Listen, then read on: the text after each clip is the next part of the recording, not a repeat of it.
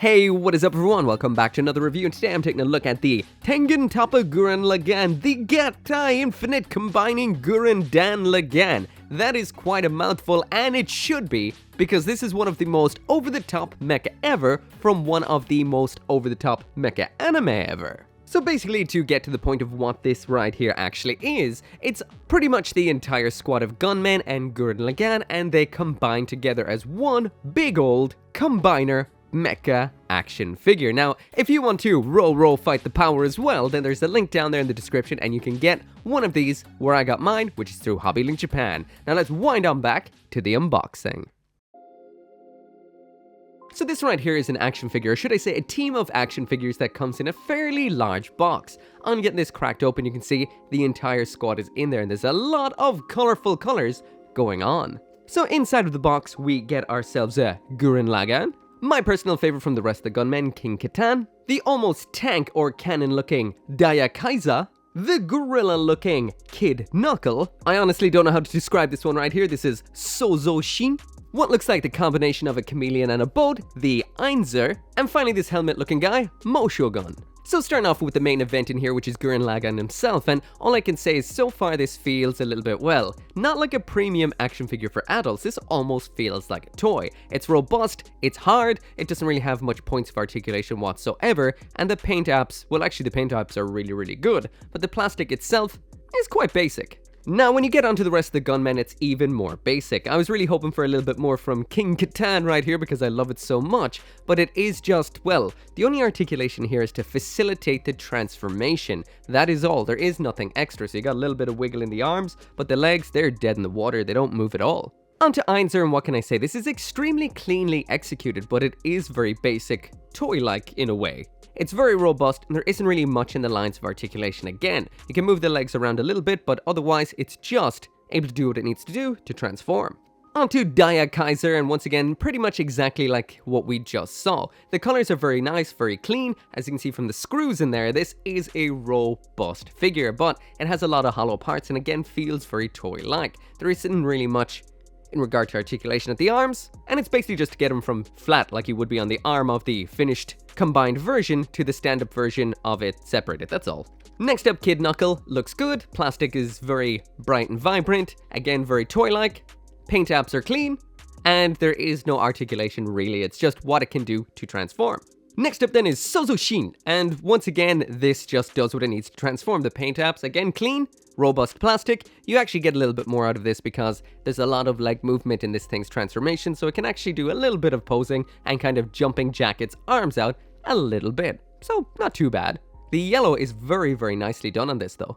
Next up is Moshogun, again, extremely cleanly executed, looks nice, very shiny plastic, which just kind of comes with its robust nature. This really doesn't do much at all. Again, it's only parts of its transformation, and this doesn't do much in the transformation. It is just a foot after all.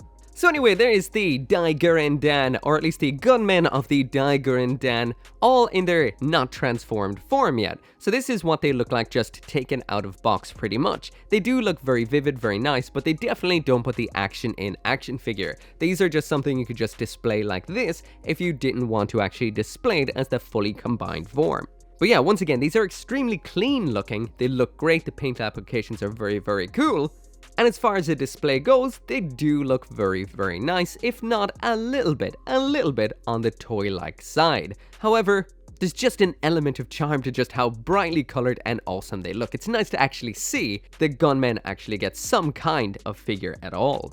But yeah, that is enough about them separately. I don't think many people come to see what these look like apart. Let's see what they look like all slammed together into that absolutely giant combined version. So just laying them all out like this, getting them ready to get combined, and honestly there really isn't much point in me talking about how this combines. You can just watch it yourself. Here we go.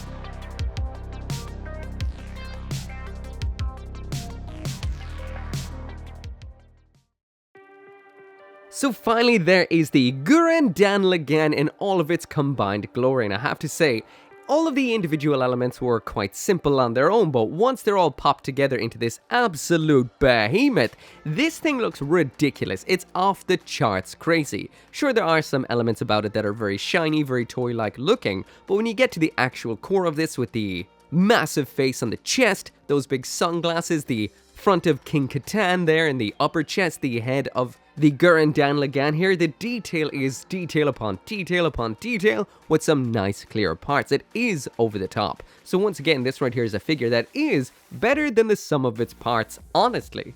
Well, visually that is. From absolutely every angle, this does look really nice, and speaking of which, let's get it spinning. So now jumping into that full 360 spin so you can see every element of it for yourself. This thing is absolutely crazy. Of course, you still can see some of the cheaper aspects of it, like there are some hollow parts here and there, some screws in it, the shiny plastic can look a little bit cheap in some lights, but on the whole, this is ridiculous. Having the whole bunch of gunmen just all combined and attached together like this is such over-the-top awesome Gurren Lagann awesomeness. Honestly, I'm more of the type that would go for something like this right here. This is the Riobot version of just Gurren Lagann itself, right now just being Gurren.